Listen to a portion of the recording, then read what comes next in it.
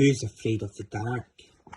If you go into the dark and tiptoe about the night, nothing will look the same as it does in the light. The sun will sink from the sky, and the moon will soon shine fat and round. Shapes will creep from the wood and stretch along the ground. But there's no need to worry, or for you to be afraid. The shapes are only shadows that the branches of trees have made. It's true, the dark is full of things that creak and crack and moan.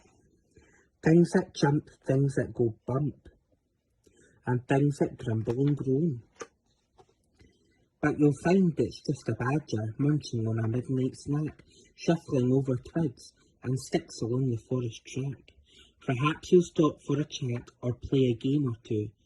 Then he'll be on his way, wave goodbye and say thank you. If you go into the dark, always remember to look behind, because lurking in the shadows, who knows what you might find.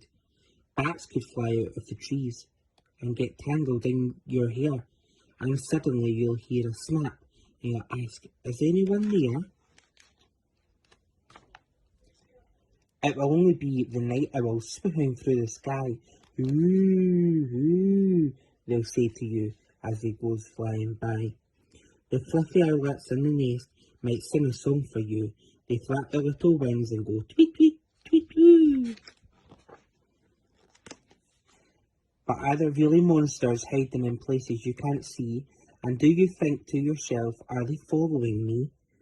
Don't worry, it's only the hedgehogs shuffling by the wall, making their way back to their house, and not monsters after all. If you go out into the dark and miss the daylight sun, remember that playing in the moonlight can really be lots of fun. You can splash in glittering pools and watch the little fish.